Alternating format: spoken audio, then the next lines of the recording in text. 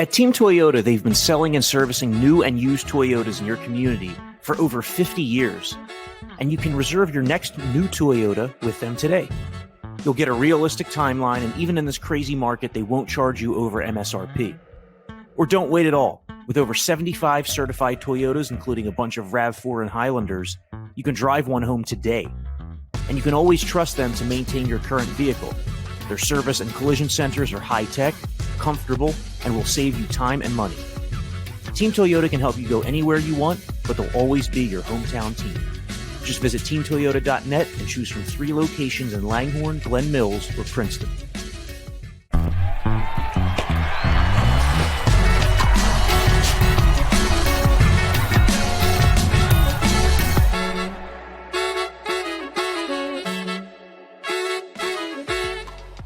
This is the Phillies Talk podcast presented by Team Toyota. I'm Corey Seidman. He's Jim Salisbury. And wow, what a way for the Phillies to make their return to the playoffs with this wild 9th inning comeback in a game where they looked lifeless. They looked dead. It looked like it was going to be a 1-0 deficit going into Saturday night. And then the Phillies stormed back for 6 runs in the 9th inning, hand the loss to Cardinals closer Ryan Helsley, who had been dominant all season.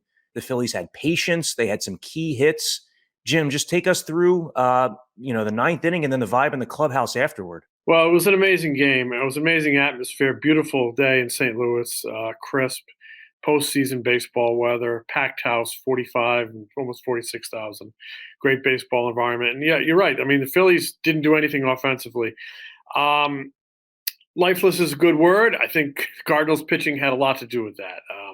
Jose Quintana was outstanding. Zach Wheeler was equally outstanding. I mean, both of them putting up zeros all day. Jose Alvarado, who has been great since coming back from the minors on June 12th, gives up a home run, and the Cardinals are up 2-0 with 1 out in the 9th inning. Honestly, that's a game the Cardinals should have won.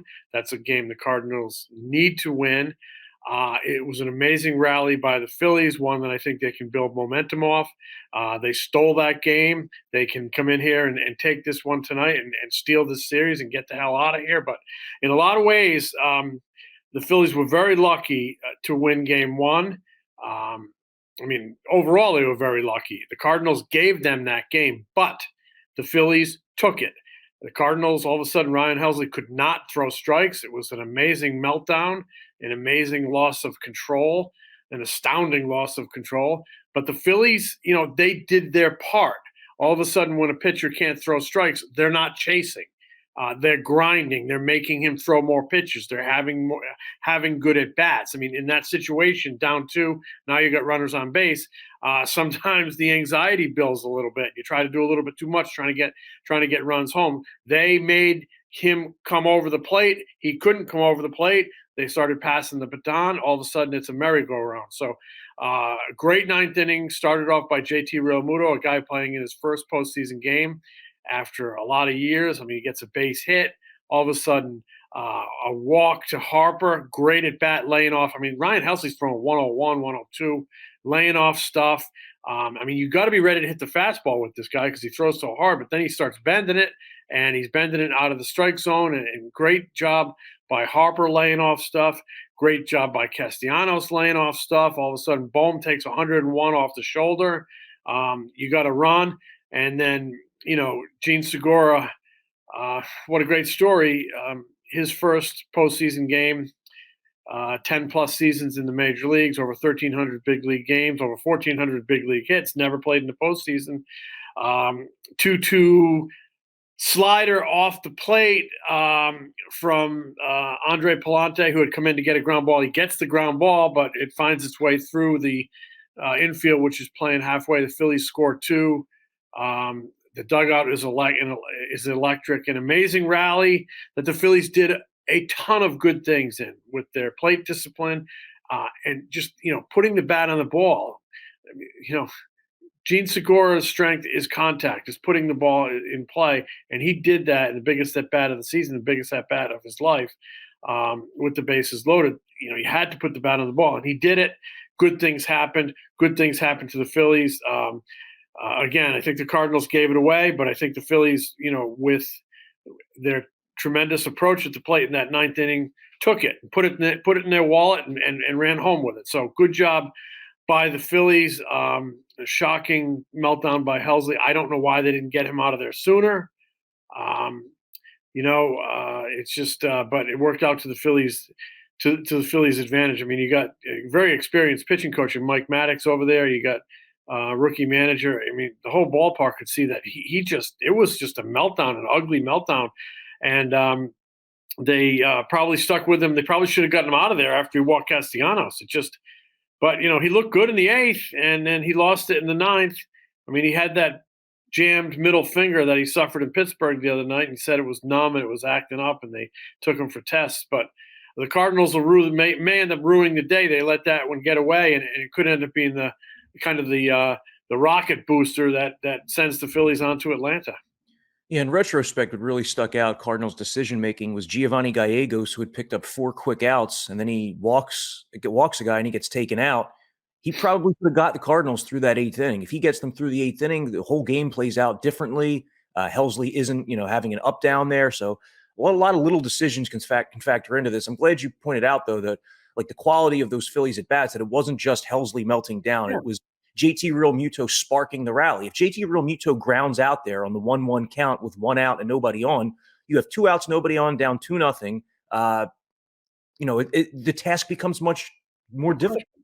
The Cardinals were 93-0 entering yesterday in the playoffs when leading by at least 2 runs going into the 9th inning. That was the first time in franchise history they've ever blown a game like that. Gene Segura's at bat, by the way, with one strike on him in that bat, he really chased a pitch far off the plate. It was a breaking ball well off the plate, and Segura is an over-aggressive hitter most of the time. However, his aggression paid off there. He puts the ball in play. Maybe if the infield's at double play depth or at normal depth, that's a ground out or potentially a double play. Also, later in that inning, Nolan Arenado missed a ball that he's probably never missed in his life, right, and he's probably never going to miss again. So just a crazy 9th inning that puts the Phillies now in position where they can win this series. They can avoid a Game 3 if they pull out this victory in Game 2 with Aaron Nola on the mound taking on Miles Mikolas. The game is at 8:37 p.m. tonight Eastern on ESPN2. Aaron Nola, Jim, is coming off an incredible start against the Astros, where it was a must-win environment. The Phillies needed to pick up a win early in that series to give themselves some cushion and clinch a spot and try to schedule their pitching staff out the way they wanted to. And now this is an even bigger start for Nola tonight. The confidence should be high. He pitched very well in September, save for that 1 inning in his second to last start. You're right. He pitched terrific in the month of September. He had his last 6 starts, which was the month of September, the final month, and one kind of peeked its head over into October. He had a 2.36 ERA. The guy he's going against, Miles Mikolas, had a 2.3 ERA in the final month of the season. So both of them pitching well. This will be a rematch of July 11th out here in St. Louis when Mikolas beat the Phillies. 7 1/3, 1 run. Nola had a rough day that day, 7 innings, 5 runs. So, but Nola, as you mentioned, his confidence should be sky high. He looked, the narrative about not being able to pitch in the final month of the season, wearing down, struggling. He looked that in the eye and punched it in the mouth. So he's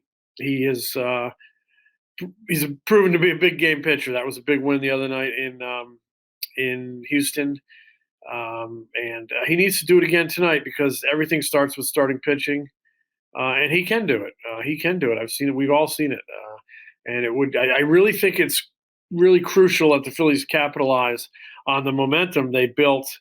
I don't even want to say the momentum they built in Friday's game. I want to say the momentum they built in the final, inning of that game, the final 2 outs, over the final 2 outs.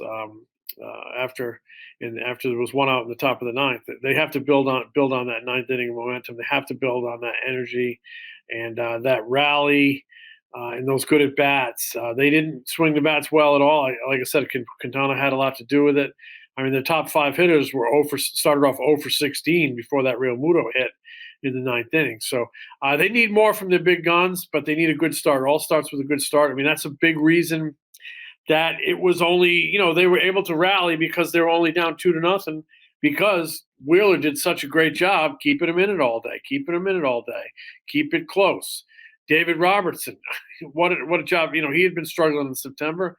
He pitches a scoreless eighth inning. That was huge because kept it a 2-run game where it's a manageable deficit that, something big happens in the ninth inning, you can overcome that deficit. So, every little piece counts. Every movement counts. Real Muto's hit. Segura's hit. It's off the plate. He goes out and makes contact. Harper laying off pitches. Castellanos laying off pitches. Bohm taking it like he did. Another big play. They played good defense. And defense is the big worry, right? That was a huge double play they turned on Albert Pujols in the sixth inning. It was hard shot down to Bohm, and he goes 5-4-3. They capitalized on a slow runner. That was a sticky situation for Zach Wheeler. But he did his job. Little things. He gets the ground ball. Defense turns to double play. So they need to play a similarly crisp game tonight. But it would certainly help if they could put some runs up there early, capitalize on the momentum they seized in the ninth inning on Friday. Because to me, that's such a killer loss for the Cardinals. And this is when a team is down, you have to be a bully and put them all the way down, and then pack your bags, go to the airport with a series win.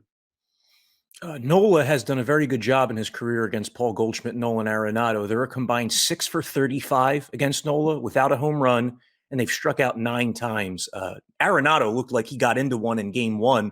I still don't know how that ball stayed in the yard. He crushed it to left center. He thought it was gone off the bat. It looked gone off the bat, but it just died on the warning track. Kind of reminded me of the 2011 series in Game 5. The Phillies had a couple of balls that died on the warning track. Well, they did. I remember that game well. Utley hit one right to the wall in center. He backed up their center fielder. Was a Shoemaker, I forgot. And he backed him right up to the wall. If Chase Utley has healthy knees, that ball's probably out because, that's where you get your drive from, your legs. Ibanez hit one deep to right late in that game that you thought had a chance. And if there was a little gust of wind going the right way, it might have gotten out of there. That ball that you're referring to by Arenado on Friday, 388 feet, crushed off the bat. I thought it was gone. It would have been gone in Philly. There was a little fall wind here yesterday. Might have knocked it down a little bit. It appeared to knock it down just a little bit. And Matt Vierling did a really good job chasing that down and putting it in his back pocket. So little things, man, little things. It's a great game. Every little thing matters. And in October and playoff baseball, every little thing is magnified. And the emotion is such where everybody's just a little tighter. And the guys who handle that tightness or that emotion or that pressure the best succeed. And Helsley, though, I don't doubt I know he jammed his finger. I think he was avoiding like a broken bat and a ground ball back to the box all at the same time in Pittsburgh on Tuesday night. He went down, he jammed it. I don't doubt he was jamming, but he was throwing 102. He got the first 3 outs of his assignment, 2 in the 8th, 1 in the 9th, and then he just lost it. You wonder if, in addition to the middle finger, the moment caught up with him a little bit. It was a very, very big moment, and it's hard to believe the Cardinals let that get away. And like I said, they may end up ruining the day that ever happened because they gave the Phillies a win. The Phillies took it, but they gave the Phillies a win, and they gave the Phillies an awful lot of momentum and confidence coming into an elimination game on Saturday night. And it continued a theme that we've seen throughout the season of the Phillies coming back late in games against really difficult relievers. I looked through, just the entire season here. Here are some of the relievers who have blown a save or lost or both against the Phillies this season. So there's Helsley yesterday, Josh Hader, Kenley Jansen, Raisel Iglesias while with the Angels, Giovanni Gallegos back in July, Alexis Diaz of the Reds, Camilo Doval of the Giants, Jordan Romano of the Blue Jays, AJ Minter, Adam Ottavino twice, Seth Lugo, Daniel Hudson. So a lot of very good 8th inning pitchers and closers that the Phillies have managed to create offense against late in games, and it's why they feel like they're never out of one. Right. However, the 1 through 5 hitters in game 1 went a combined 1 for 19. I don't think there's any question that the Phillies are going to need more out of their key offensive pieces, particularly the middle of the order in game 2 against Miles Mikolas, who back in July did shut this team down. The Phillies had only 1 at bat with a runner in scoring position against Mikolas, and then grounded into 2 double plays. That's what he wants. He's like Quintana, quick worker, attacks, throws a ton of strikes, and he wants to keep the ball on the ground. Well, you said it right there. The 1-5 hitters, you got to give this pitching staff a little breathing room. Um, we see this offense all the time, kind of comes and goes. But Rob Thompson always talks about the resilience of this team, and it's not just lip service. As you're listening late. I mean, those are big wins, and that's resilience. You just don't have it all game. You're frustrated all game, but you play to the 27th out, and you never know what's going to happen. So I just think that was should be such a shot of adrenaline, and it was in the clubhouse. They were sky high. It's one of those games where it's a day game. And you just can't wait to get to the ballpark the next day when you're a player, because you just want to keep it going. You just want to keep it going, and I'm sure Nola is going to be ready because that great game in Houston. He's probably inspired by his brother's team last night. The Padres win a big game up in New York. I know Nola's parents were at that game watching his brother Austin play for the Padres, and they'll be in St. Louis tonight watching Aaron pitch for a moment he's waited for a long time. I mean, broke in with the Phillies in 2015, the longest tenured Philly. He needs to really enjoy this moment, and the best way to really enjoy it is to pitch well. Yeah, how about the Mets and Max Scherzer losing game one? Scherzer gives up 4 home runs to the Padres, and now the Mets, I mean, their season might end before the Phillies finish game 2 tonight. Kind of crazy after winning 101 games and just dominating the division, finishing 14 games ahead of the Phils. But hey, all that's aside, once the playoffs begin. Jim, one last thing I just wanted to touch on is that David Robertson, who pitched that really quick, efficient 1-2-3 inning, this is one of the reasons you go out and get a veteran reliever, is the postseason experience. He's made 8 straight scoreless playoff appearances, hasn't allowed a run in the playoffs since the 2017 ALCS against the Astros.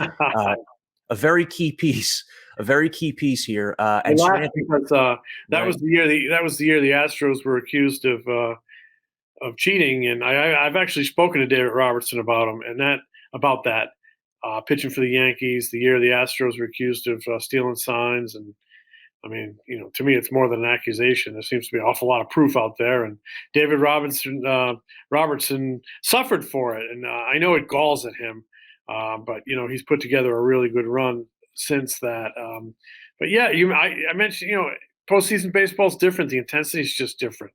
The moment is just different. And you look at Helsley, and maybe I don't doubt that he was hurting, but you just wonder, did the pressure get to him? Did the pressure get to the Cardinals dugout, not getting him out of there soon enough? Arenado, there was a play he's got to make. The team that often deals with pressure, the better. Will advance. And so Robertson has seen everything. He's been around a long time. He's seen everything, and that little bit of experience helps. I mean, Alvarado, you wonder, he threw a cutter there, and maybe he just didn't execute it quite. It was down and in, and Yepez dropped the head of the bat on it. Maybe just didn't execute it. Alvarado will be better for that experience. He will be better for that experience. But, 2 guys who didn't have postseason experience, JT Realmuto and Gene Segura, really delivered for that team, as did Castellanos, as did Harper, as did Stott, as did Bohm, as did Schwarber, as did Marsh. I mean, great at-bats in that 9th inning. Really good at-bats. The Cardinals handed it to you, and you took advantage. This St. Louis team might have 4 Hall of Famers in Pujols, Yadier Molina, Goldschmidt, and Arenado, but the Phillies are just 1 win away. It's Aaron Nola versus Miles Mikolas tonight. If the Phils win this game, they would advance to the NLDS to face the Braves, a team that, over the last 5 seasons, they've played basically 500 baseball against, but they have to get past the Cardinals first. He's Jim Salisbury. I'm Corey Seidman. Thanks a lot for listening.